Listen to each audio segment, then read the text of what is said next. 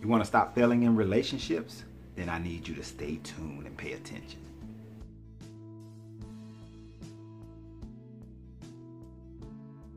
Yo, welcome everybody. This is your Coach Renz. I want to thank everybody for being here. I want to thank all my subscribers. I want to thank those who have won on some of our giveaways. So yes, we have giveaways. If you want to win the next giveaway, which is a 10-pack of Uncle Renz popcorn, then what I need you to do is first hit that subscribe button on YouTube. So if you're over on Facebook, come on over to YouTube. The only way you can win is be a subscriber on YouTube. And in the comment section, go ahead and comment in your comments, do hashtag Uncle Renz popcorn, and that will put you in the winning. Make your statement, make your comment, but definitely put hashtag Uncle Renz popcorn if you want to be in the running. And then hit that bell button, hit that little bell button right there so that you'll be notified when we do our live chats and things like that, and when other videos load. So this video talking about if you want to have relationships without failure. Oftentimes we keep repeating the same relationship. All of you guys know it. You keep repeating the same process in all your relationships. You keep having the same issues. You keep meeting the same type people. You keep doing the same thing, having the same heartbreak, having the same greatness in the beginning, but then having the same failures in the middle that culminate into the ending of the relationship. So you keep going through the same process over and over and over and over again. I'm going to tell you how you can stop that. Very quickly, very shortly, I'm going to tell you how to stop that. You see, in my life, I got married to my high school sweetheart. Got married, had three great kids. But then we started changing. How did we start changing? We started changing because I start vibrating one way, she starts vibrating another way. As our vibrations change, my frequency changes. My frequency is this way, her frequency became that way. As that frequency changed, we start to grow apart from each other, and the gulf got bigger and bigger and bigger and bigger. Now, some people will say that, well, that's the problem. You got to make it come back. You got to make it come back. I'm not going to say it was a problem. What it ended up being is the fact that I came to a realization of exactly who I am. She came to a realization of exactly who she was. Even though there's pain involved, even though there's issues involved, there's children, there's so many other things that are involved in that type of situation, the fact of the matter is that you get to a point where you start to recognize exactly who you are. Now here's the false sense that many people have. Many people walk around thinking that they honestly know who they are. Right now, many of you guys are saying, I know who I am. I know exactly who I am. No, you are an amalgamation of what you've been seeing on TV. You're an amalgamation of everything that you've heard from your parents, what you heard from your friends, an amalgamation of books that you've read, all the different things that have caused conditioning to occur in you. You're more that than you are truly who you are. And I'm going to tell you why you are, because let me ask you this. Do you do things with disregard of how other people feel about it? Do you do things and not care what other people's opinions are? If you wear something, do you wear it and say that I'm wearing this for me, not for other people? Do you go places that you want to go to, not worried about other people? Do things that you do, not worried about other people, not concerned about the thought police, not concerned about the fashion police, not concerned about the attitude police, not concerned about what your church, your mosque, your synagogue, the conscious community, anybody has to say about it. Do you live your life on your terms? Do you live your life how you want to live it? Do you do things that you want to do?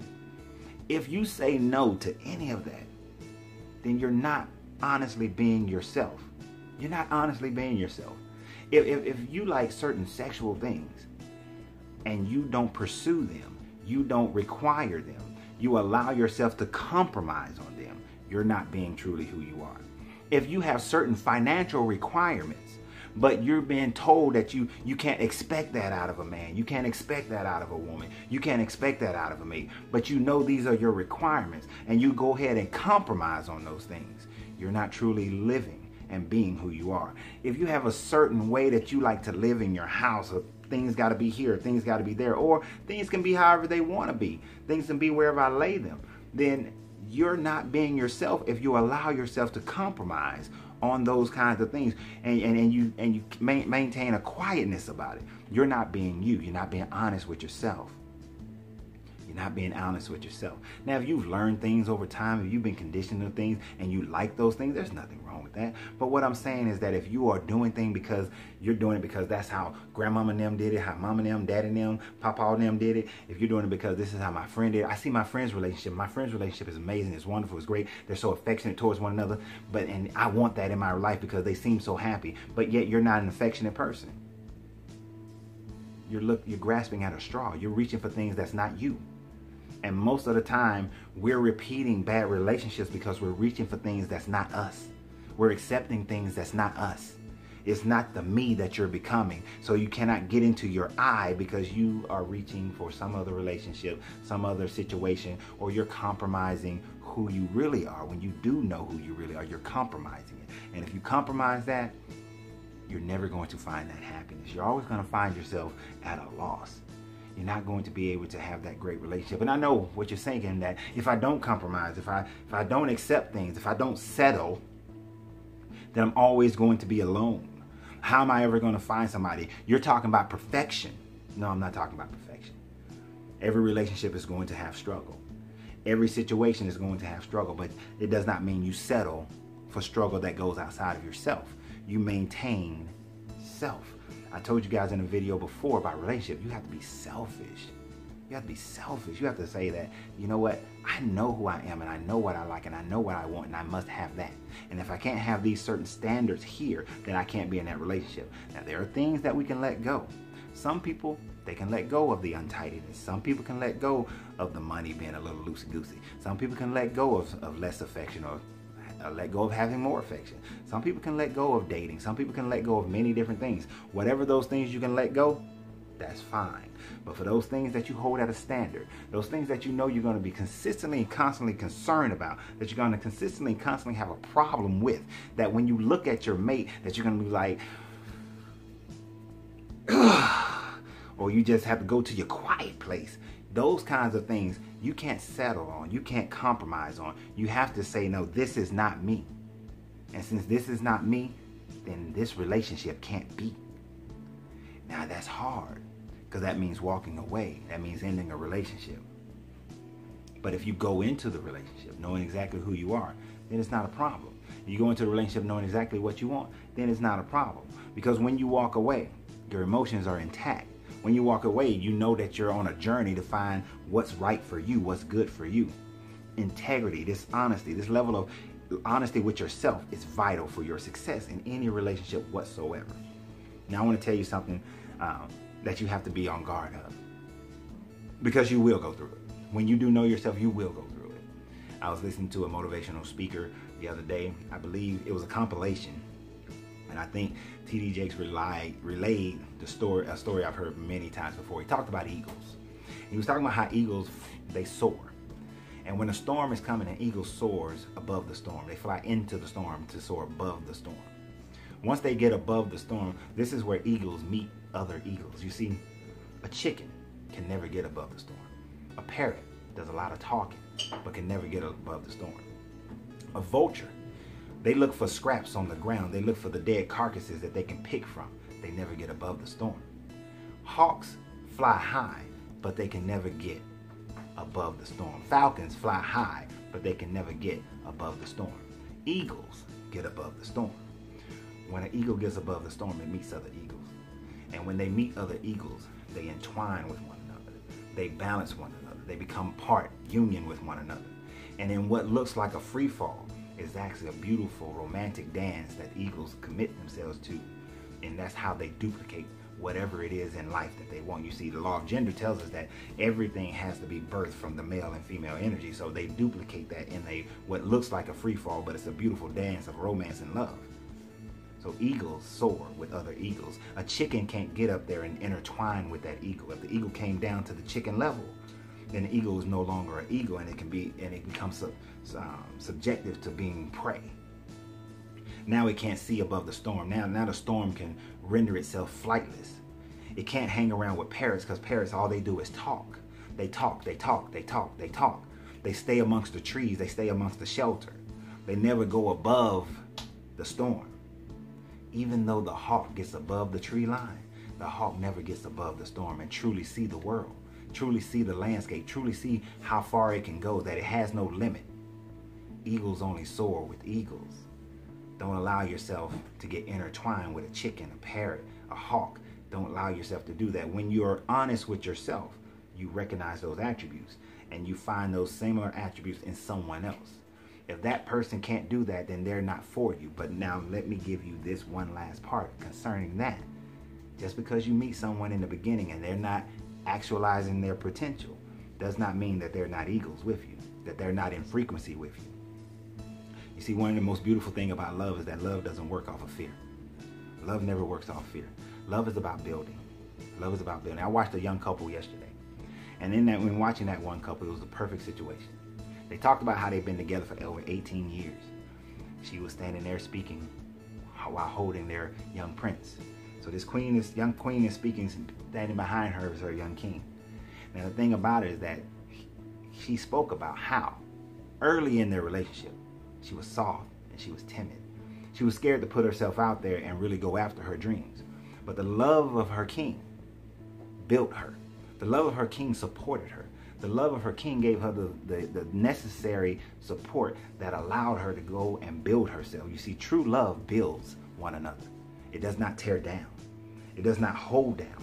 It does not keep you in fear. It does not make you wonder and question whether or not your king, your queen will be there for you. Your true love doesn't scold you when things don't go well and hold you down and say, well, see, I told you.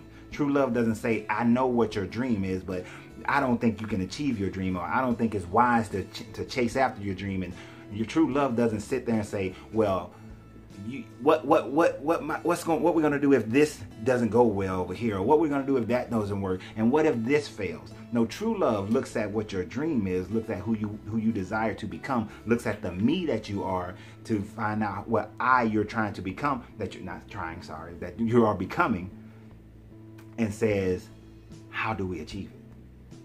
How do we get there? How do we make it reality? How do we manifest this?